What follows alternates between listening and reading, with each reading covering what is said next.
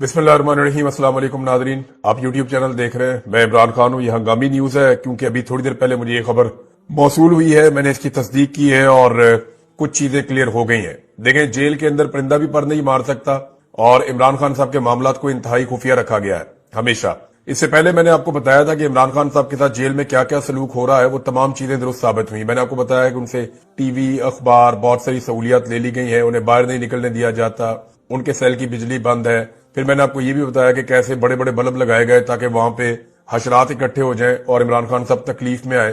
तो वो सारी चीजें जो मैंने आपको बताई थी वो दुरुस्त साबित हुई और इमरान खान साहब की सेहत भी खराब थी। और अब जो मैं खबर आपको बताने वाला हूं ये अभी थोड़ी देर पहले मुझे मौसूल हुई। फिर मैंने एक दो जराए से कंफर्म की। बड़ी मुश्किल से इसकी कंफर्मेशन मिली है। मैं कल रात से इसके पीछे लगा हुआ था क्योंकि पाकिस्तान तहरीक इंसाफ के कुछ लोग ये क्लेम कर रहे थे कि इमरान खान साहब को जेल से शिफ्ट कर दिया गया है और कुछ लोग ये कह रहे थे कि उनकी जान को शदीद खतरा है। और किसी जगह पे शायद ये डिस्कशन हुई है कि इमरान खान साहब को अगर कुछ हो जाता है तो पाकिस्तान में इसका रद्द-ए-अमल किस लेवल का आएगा। दूसरा, पाकिस्तान तहरीक इंसाफ की जो क्यादत है उनके बारे में बहुत मुतमईन है हुकूमत या एस्टेब्लिशमेंट की, ये ज्यादा कुछ कर नहीं पाएगी। लेकिन पब्लिक का रिएक्शन क्या होगा इसके बारे में किसी को अभी भी कोई अंदाजा नहीं है। मेरा अंदाजा मैंने आपको पिछले वीलॉग में बताया कि अगर खुदा ना खास्ता इमरान खान साहब को कुछ होता है तो पाकिस्तान के 80% से ज्यादा लोग भड़क उठेंगे।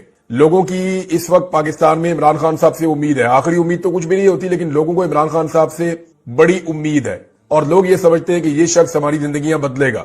लेकिन अगर इमरान खान साहब को कुछ हो गया, क्योंकि अभी लोग इसी उम्मीद पे बैठे हुए कि इमरान खान साहब बाहर आ जाएंगे, कुछ को लगता है कि अदालतों के जरिए आ जाएंगे, कुछ को लगता है कि बहुत सजा हो गई है, अल्टीमेटली बाहर आ ही जाना है, कुछ को लगता है कि पाकिस्तान नए इलेक्शन में चला जाएगा, कुछ ये समझते हैं कि बैनुल अक़वामी दबाव बहुत बढ़ रहा है। तो इसलिए सारे लोग स्ट्रगल कर नहीं रहे। लेकिन जिस तरह मार्शल लॉ का और एक कर्फ्यू का समा पूरे पाकिस्तान में बनाया जाता है, उसके बाद एहतजाज करना भी तकरीबन नामुमकिन होता है। इसके बावजूद लाखों लोग निकले थे। अब जो मैं आपको खबर देने वाला हूं इसको जरा गौर से सुनिएगा।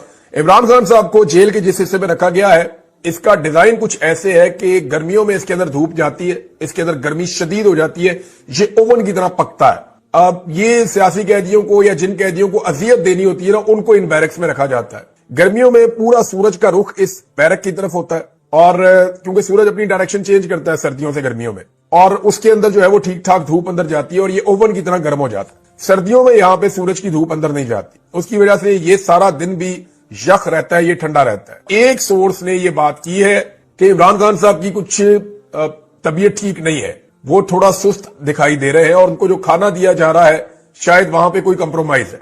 इमरान खान साहब खुद कई दफा कह चुके हैं, उनके साथी कह चुके हैं कि उनको स्लो पॉइजन करने की कोशिश की जा रही है। इस वक्त इमरान खान को जान से मारने की खबरें भी आ रही हैं। खुदा ना खास्ता अगर इमरान खान साहब को स्लो पॉइजन किया गया या किसी हादसे में या किसी भी वाकये में इमरान खान साहब को कुछ भी होता है तो ये पूरा निजाम और सिस्टम सब लोग ये समझ लें कि इल्जाम जो है वो इस वक्त जितने भी लोग साहिब इक्तदार हैं या जिनके पास पावर है, ये सारा इल्जाम उनके ऊपर आ जाएगा। स्पेशली पाकिस्तान की एस्टेब्लिशमेंट बहुत बुरी तरह फंस जाएगी। उसके बाद एक और हुक्मनामा आया है, वो मैं आपके साथ शेयर कर देता हूं कि अब तक की मेरी इत्तला के मुताबिक इमरान खान साहब को अडियाला जेल से शिफ्ट करने का फैसला कर लिया गया है। जो ताकतवर ममालिक है उनके जहाजों को, बहरी जहाजों को कैसे रोकेंगे? क्या ईरान के साथ दोबारा एक फुल फ्लैज जंग में जाएंगे?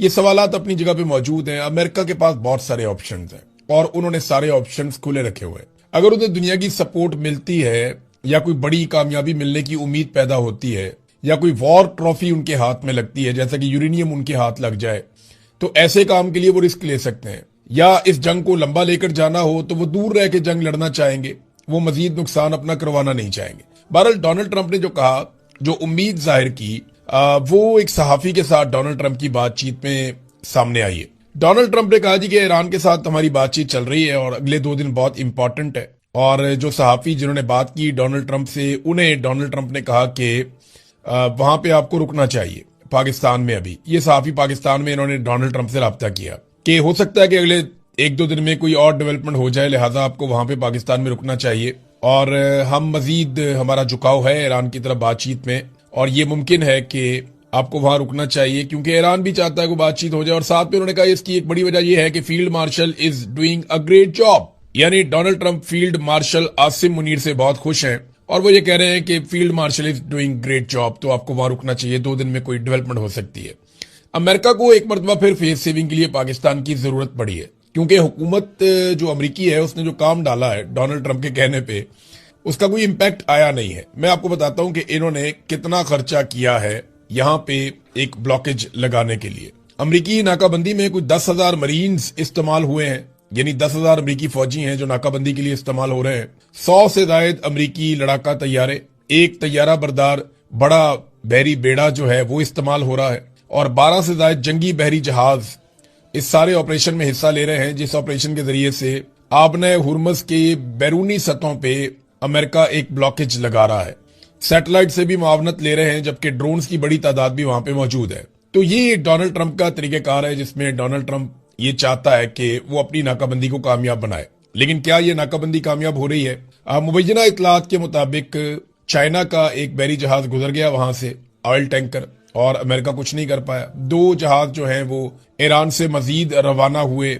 अब उनके बारे में अभी तक कोई इतला नहीं आई कि अमेरिका कुछ कर पाता है या नहीं कर पाता, लेकिन ऐसा लगता है कि पाकिस्तान के अंदर ही शायद दोबारा मुज़ाकरात होंगे। हो सकता है वेन्यू तब्दील हो जाए, हो सकता है कि दोबारा मुज़ाकरात पाकिस्तान के अंदर ही हो। अगले 1 से 2 दिन में कोई ना कोई डेवलपमेंट होगी, क्योंकि अमेरिका को जब भी फेस सेविंग की जरूरत पड़ेगी तो वो इस खित्ते में पाकिस्तान को इस्तेमाल करेगा, क्योंकि पाकिस्तान के ईरान के साथ ताल्लुकात बचे हुए हैं, और वो ताल्लुकात इसलिए बचे हुए हैं कि पाकिस्तान ने अमेरिका को अपने अड्डे नहीं दिए। अगर खुदा न खास्ता इमरान खान साहब एब्सोल्युटली नॉट ना कहते और अमेरिका के पास पाकिस्तान के अड्डे होते, तो मेरी बात याद रखिएगा, आज सिचुएशन बिल्कुल मुख्तलिफ होती। तो थैंक्स टू इमरान खान जिसने अड्डे नहीं दिए, और आज पाकिस्तान एक न्यूट्रल कैपेसिटी में अमेरिका और ईरान के बीच में एक मुज़ाकरात करवाने की कोशिश कर सकता है। बहरहाल पाकिस्तान कितनी फेस सेविंग दे सकता है अमेरिका को, पहले भी पाकिस्तान ने पूरी कोशिश की है। ऐसा लगता है 1-2 दिन में दोबारा से पाकिस्तान में फिर मेला शेला लगेगा और फिर खबरें पाकिस्तान के अंदर से निकलेंगी। उम्मीद की जा सकती है कि कोई अच्छी सेंस प्रिवेल करे और अमेरिका और ईरान किसी ऐसे नतीजे में पहुंचे जिसके जरिए से जंग बंद हो जाए। लेकिन अमेरिका के जो माली मफादात हैं वो इतने बड़े हैं कि आप कुछ भी यकीन से कह नहीं सकते। मशरिक़े वस्ता में कुछ ना कुछ ऐसा अलार्मिंग जरूर हो रहा है, या कुछ ऐसा बहुत बड़ा होने जा रहा है जिसकी तैयारियां हो रही हैं, और ये इंटरनेशनल मीडिया और कुछ जो इमेजेस हैं वो ये रिपोर्ट कर रहे हैं। कल के दिन में अमेरिकी एयरफोर्स का एक बहुत बड़ा एयरलिफ्ट ऑपरेशन हुआ है यहाँ खलीजी ममालिक पे, और ये रूटीन की कार्रवाई नहीं लगती। ये ऐसा लगता है कि बहुत बड़े पैमाने के ऊपर यहाँ पे अमेरिका के अंदर आमदोरफ्त चल रही है अमेरिकी एयरफोर्स की, और उसमें कोई एयरलिफ्ट ऑपरेशन चल रहा है। अब देखें कौन सी चीजें लाई जा रही हैं, कौन सी चीजें ले जाई जा रही हैं। तो मशरिक़े वस्ता में जो चीजें हो रही हैं उस पर रशिया का एक स्टेटमेंट आया।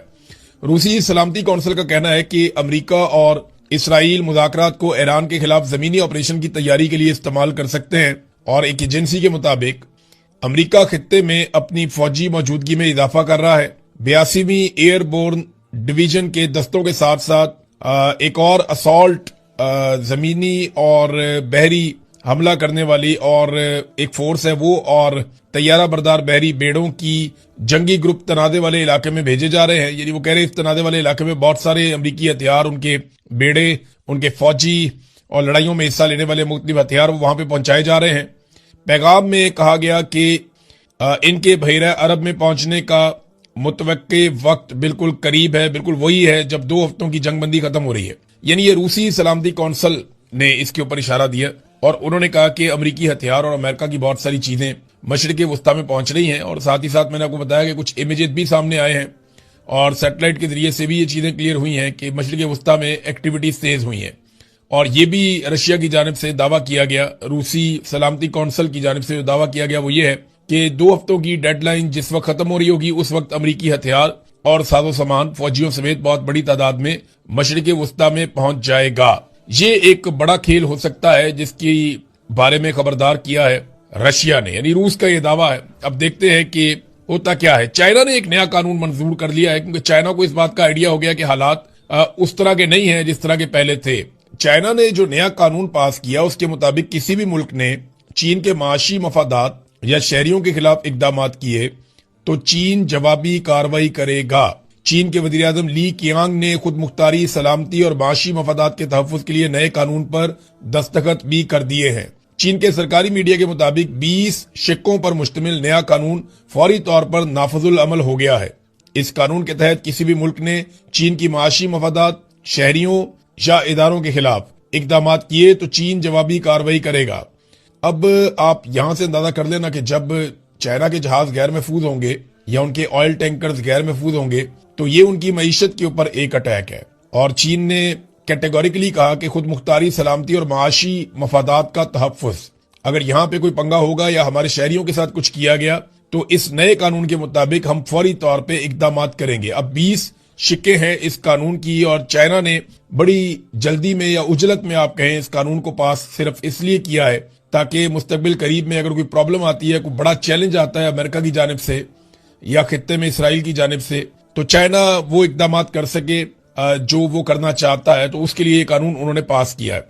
एक और खबर नाजरीन इंटरनेशनली खबरों की जीनत बनी हुई है और ये खबर आई है एक बैनुल अक़वामी इदारे की जानिब से। आलमी तवानाई एजेंसी है IEA, उसके सरबराह जो हैं उन्होंने एक स्टेटमेंट दिया है। उन्होंने कहा कि अप्रैल का जो महीना है वो मार्च से कहीं ज्यादा बदतरीन होगा। मोहतात अंदाजों के मुताबिक उन्होंने कहा जी किल्लत बढ़ती चली जाएगी। इस आलमी इदारे का अंदाजा यह है कि कोई भी टैंकर जब निकलता है तेल लेकर तो वो अपनी मंजिल तक कोई 1.5 माह में पहुंचता है और लड़ाई को अब 1.5 माह तकरीबन मुकम्मल हो चुका है। तो वो जो ऑयल टैंकर्स पहले से पहुंच चुके अपनी मंजिल पे, उन्होंने तो किल्लत नहीं होने दी, लेकिन अब किल्लत के असरात शुरू हो जाएंगे। यानी जिन ममालिक को पेट्रोलियम मसनूआत और गैस की किल्लत का सामना ज्यादा नहीं करना पड़ रहा था, उन्हें अब इस किल्लत का ज्यादा सामना करना पड़ेगा।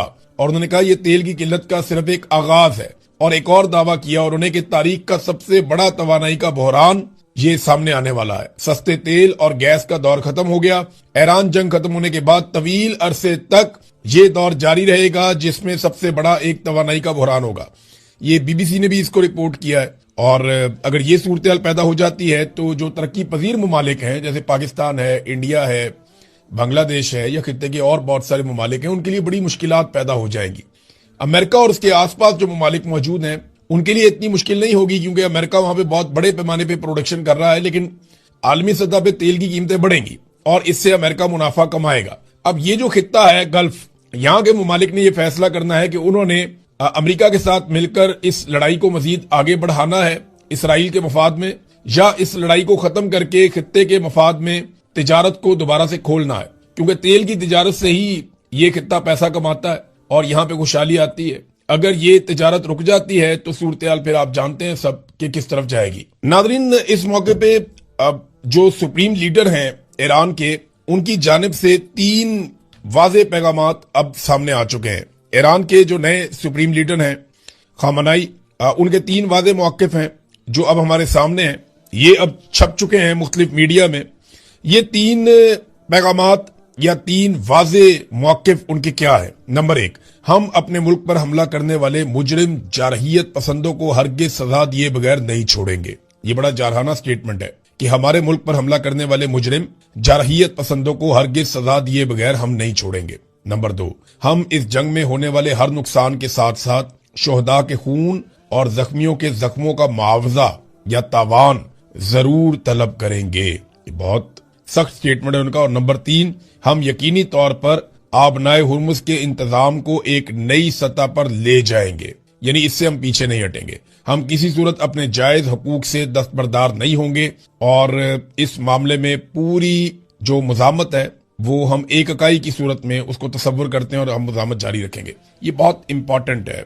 और ये 3 चीजें जब सामने आई इस वक्त ईरान के सुप्रीम लीडर की जानिब से, तो ये एक ऐसी पोजीशन है जहां मुज़ाकरात कामयाब होना जरा मुश्किल है, क्योंकि अमेरिका को वॉर ट्रॉफी चाहिए, उन्हें फेस सेविंग चाहिए और ईरान को बदला चाहिए। अब इसमें जो मीडिएशन करने के लिए या सालसी करने के लिए पाकिस्तान जैसे ममालिक बीच में है, उनकी मुश्किल में मजीद इजाफा हो जाता है। लेकिन पाकिस्तान बदस्तूर यही कोशिश कर रहा है कि कुछ न कुछ करके इन ममालिक के बीच में अमन कायम किया जा सके। एक और प्रॉब्लम जो अमेरिका को फेस करनी पड़ रही है, और ये जो रिपोर्ट आई है ये स्प्रिंटर प्रेस एजेंसी है SPA, उन्होंने ये खबर जारी की है। उनकी रिपोर्ट के मुताबिक अमेरिकी फौज में कबल अज वक्त रिटायरमेंट लेने का रुझान बहुत ज्यादा बढ़ गया है। और इस रिपोर्ट में यह दावा किया गया कि अमेरिकी फौजियों का मोराल बहुत ज्यादा गिर गया है और पहले से दुगनी तादाद में अमेरिकी फौजी कबल अज वक्त रिटायरमेंट के लिए अप्लाई कर रहे हैं। यानी पहले वो जितने रिटायरमेंट के लिए अप्लाई करते थे अपनी सर्विस में, अब उससे दुगनी तादाद में वो रिटायरमेंट के लिए अप्लाई कर रहे हैं। और ये तादाद दुगनी हुई है ईरान पर हमले के बाद। और खास तौर पे इसमें मिनाब स्कूल में जो बच्चों की शहादतें हुई हैं, छोटी बच्चियां, मासूम बच्चियों की जो शहादतें हुई हैं, उसकी वजह से काफी एहसास नदामत है या गिल्ट है अमरीकी फौजियों में, और बड़ी तादाद में फौजी ये वजह सामने रखते हुए वो रिजाइन कर रहे हैं, अपनी नौकरियां छोड़ने के लिए अप्लाई कर रहे हैं। ये एक नई सिचुएशन है जिसका अमेरिका को सामना करना पड़ रहा है। अब नाज़रीन, पाकिस्तान के अंदर से एक बड़ी इंपॉर्टेंट खबर है। पाकिस्तान में ये जो मौजूदा हुक्मरान है ना, तो इन्होंने बहुत बड़े बड़े दावे किए थे। इनके ये दावे मेरे सामने पड़े हुए हैं। मैं ये दावे आज फिर देख रहा था कि जनाब $100 अरब की सरमायाकारी आएगी। कभी शहबाज शरीफ बता रहे थे कि $10 अरब हम लेकर आ रहे हैं यूएई से सरमायाकारी। कभी बता रहे हैं कि $22 अरब हम लेकर आ रहे हैं सऊदी अरब से सरमायाकारी। कभी बता रहे हैं कि $15 अरब या $7 अरब हम लेकर आ रहे हैं कतर से सरमायाकारी। कभी ये जफियों की तस्वीरें डाल रहे हैं, कभी ये मिलड़ियों की तस्वीरें डाल रहे हैं, कभी अजरबैजान से जाके तस्वीर डालते हैं कि यहां से $2 अरब की सरमायाकारी आ रही है। कभी तैयब उर्दगान को मिलते हैं, कहते हैं जी यहां से सरमायाकारी आ रही है। कभी यूरोप में जाते हैं, जो आदमी पास से गुजरता है उसके साथ फोटो बना के लगा देते हैं कि इतने अरब डॉलर की सरमायाकारी आ रही है। जब ये सारा पैसा इकट्ठा किया तो ये लगभग 100 अरब डॉलर बनते थे, जिसकी सरमायाकारी ये लोग पाकिस्तान में लाने के दावे कर रहे थे। ये पाकिस्तान के army chief field marshal Asim Munir ने कहा कि अमेरिका यूक्रेन से महज 400 से 500 अरब डॉलर के मादनी धातों का मुआहदा करना चाहता है। पाकिस्तान ने कहा कि हमारे पास $1 खरब के ऐसे जखायर मौजूद हैं। अमेरिका अगर सरमायाकारी करे तो हर साल 10 से 15 अरब डॉलर का फायदा हासिल कर सकता है और ये सिलसिला 100 साल तक जारी रहेगा। फील्ड मार्शल आसिम मुनीर का वाशिंगटन में पाकिस्तानियों से खिताब। दोस्त ममालिक पाकिस्तान में 27 अरब डॉलर का सरमायाकारी करेंगे। एहसन इकबाल। गवर्नर सिंध ने कहा जनाब कि हम ऐसी कार्रवाई डालने जा रहे हैं कि हर साल 12 अरब डॉलर जो है वो हमें मिलेंगे पाकिस्तान की मईशत में। ये एक और जो लाल टोपी वाला इनका, वो ये कह रहा है कि हम एटम बम बेचेंगे, 5 बम हम बेचेंगे सऊदी अरब को, 5 बम हम बेचेंगे तुर्की को, और दोनों से 25-25 अरब डॉलर हम लेंगे और हमें किसी का बाप भी नहीं रोक सकता। कहानियां सुना सुना के इन्होंने कौम को लगभग कोई 100 अरब डॉलर की इन्होंने कहानी सुना दी कि ये इकट्ठा करेंगे। पाकिस्तान में आया कितना? $1 अरब भी सरमायाकारी के तौर पे पाकिस्तान में नहीं आया। अब मोहसिन नकवी ने एक स्टेटमेंट दे दिया, जो पाकिस्तान का वजीर दाखिला है, और इनकी जो काबिलियत है वो आसिम मुनीर के बहुत करीब होना है। आसिम मुनीर से इनके बड़े शानदार फैमिली के ताल्लुकात हैं, फैमिली रिलेशन हैं, जिनकी बुनियाद पे इनको बहुत सारे ओहदे मिले हुए हैं। तो मोहसिन नकवी साहब ने $100 अरब की कहानी सुना दी कि वो पाकिस्तान से पिछले 4 साल में निकल गए। यानी रजीम चेंज ऑपरेशन के बाद से लेकर अब तक ये तो दावा करते थे पाकिस्तान में सरमायाकारी लेकर आएंगे। उल्टा रजीम चेंज ऑपरेशन के बाद से लेकर अब तक हुआ क्या कि पाकिस्तान से सरमाया निकल गया। और पाकिस्तान के वजीर दाखिला मोहसिन नकवी ने, जो आसिम मुनीर के बहुत करीब है, उसने खुद स्टेटमेंट देते हुए ये कहा कि $100 अरब पाकिस्तान से निकल गए। और फिर ये भी कह दिया कि 2 बंदे पकड़ेंगे तो ये करेंगे और वो करेंगे और पता लग जाएगा और हम ढूंढ लेंगे, अब ये पैसा पाकिस्तान वापस लेकर आओ। तो वो लोगों को धमका भी रहे हैं, कहानी भी सुना रहे हैं। बंदे उठा के तो यहां तक पाकिस्तान को पहुंचा दिया। इसको जबरी लापता करो, उसको जबरी लापता करो, वो इलेक्शन लड़ने जा रहा है उसको जबरी लापता करो, वो बलूच है वो अपने हक के लिए आवाज उठा रहा है उसे जबरी लापता करो, वो कबायली है वो अपना हक मांगता है, वो अपनी मादनियात में हिस्सा मांगता है, उसको जबरी तौर पे लापता करो, वो आदमी पानी मांगता है उसको जबरी तौर पे लापता करो, ये शख्स इंसाफ मांगता है, ये औरत ये मांगती है, इसको भी जबरी तौर पे। इन्होंने बंदे उठा के पाकिस्तान में तबाही फेर दी है। अब ये कहते हैं ये और बंदे उठाएंगे। देखें पाकिस्तान में इन्होंने किया क्या। दावा इन्होंने किया था कि ये पाकिस्तान को आगे लेकर चलेंगे। $100 अरब की इन्वेस्टमेंट पाकिस्तान में लाने का इन्होंने दावा किया। SIFC बनाई army chief field marshal Asim Munir का विजन। $1 की पाकिस्तान में सरमायाकारी आई नहीं, कर्जे ले के पाकिस्तान की कमर टूट गई और पाकिस्तानी पाकिस्तान से भाग गए, पैसा भी लेकर भाग गए। $100 अरब खुद वो कह रहे हैं पाकिस्तान से बाहर चला गया 4 साल में, हम कोई पैसा पाकिस्तान में ला नहीं पाए। और जो कीमती पाकिस्तानी है वो बहुत बड़ी तादाद में पाकिस्तान छोड़ के पाकिस्तान से बाहर चले गए। यानी 34 लाख पाकिस्तानी बैरून मुल्क जा चुके हैं। ये पहले इतनी बड़ी तादाद में नहीं जाते थे। 2022 में जब रिजीम चेंज ऑपरेशन किया तो 8 लाख से ज्यादा पाकिस्तानी उसी साल निकल गए। 2023 में 8.5 लाख पाकिस्तानी निकल गए। 2024 में 7.25 लाख पाकिस्तानी निकल गए। 2025 में 7.25 लाख पाकिस्तानी निकल गए। अब 2026 में इतनी पाबंदियां इन्होंने लगाई, 25 और 26 में पाकिस्तानी अभी भी पाकिस्तान से निकलते जा रहे हैं, पाकिस्तान को छोड़ के जाना चाहते हैं। ये PMLN तबाही बहुत फेरती है। 2015 में जब इनकी हुकूमत थी ना तो 2015 में 9.5 लाख पाकिस्तानी एक साल में पाकिस्तान छोड़कर चले गए थे। 2014 में भी इनकी हुकूमत थी, 7.5 लाख पाकिस्तानी पाकिस्तान छोड़कर चले गए थे। 2016 में भी इनकी हुकूमत थी, 8.5 लाख पाकिस्तानी पाकिस्तान छोड़कर चले गए थे। 2017 में 5 लाख पाकिस्तानी पाकिस्तान छोड़कर गए जब नवाज शरीफ का बुरा वक्त शुरू हुआ। इमरान खान का दौर भी देख लेते हैं। 2018 यहां 3.5 लाख पाकिस्तानी पाकिस्तान से चले गए, 3.25 लाख लगभग। 2019 में 6 लाख से ज्यादा पाकिस्तानी पाकिस्तान छोड़कर चले गए। 2020 में 3.25 लाख पाकिस्तानी पाकिस्तान छोड़कर चले गए। 2021 में 3.25 लाख। तो तादाद कितनी कम हो गई थी उन सालों में, यानी आधी तादाद रह गई थी उन सालों में जब इमरान खान साहब की हुकूमत थी। और अब पाकिस्तानी पाकिस्तान छोड़कर जा रहे हैं। कोई सरमायाकारी पाकिस्तान में नहीं आ रही। पाकिस्तान में ना सिर्फ ब्रेन ड्रेन हो रहा है, बल्कि लोग अपना पैसा लेकर पाकिस्तान से निकलते चले जा रहे हैं। जैसे लोगों का दाव लगता है, लोग पैसा पाकिस्तान से बाहर निकालते हैं। कोई पाकिस्तान में पैसा लाना नहीं चाहता। ये अगवा करते हैं, मारते हैं, कूटते हैं, जलील करते हैं, लोगों के बैंक अकाउंट बंद कर देते हैं, उनकी फैमिलियों के बैंक अकाउंट बंद कर देते हैं। जिसको दिल करता है एजेंसियां उठा लेती हैं। ये भी नहीं देखते कि इस आदमी के पास पासपोर्ट किसी और मुल्क का है, उसको भी उठा लेते हैं। 4-6 दिन का रगड़ा तो ये किसी भी मुल्क के शहरी को दे देते हैं पाकिस्तान में। कई ममालिक ये कह चुके हैं जिसने जाना है पाकिस्तान में वो अपनी जिम्मेदारी पे जाए पाकिस्तान में, हमारी कोई जिम्मेदारी नहीं है। एम्बेसियां मना कर देती हैं कि आप पाकिस्तान में अपनी जिम्मेदारी से जाएं, वहां एजेंसियां अगवा कर लेती हैं। 1 लीटर पेट्रोल के ऊपर इस वक्त हर पाकिस्तानी 211 रुपए 26 पैसे का टैक्स दे रहा है।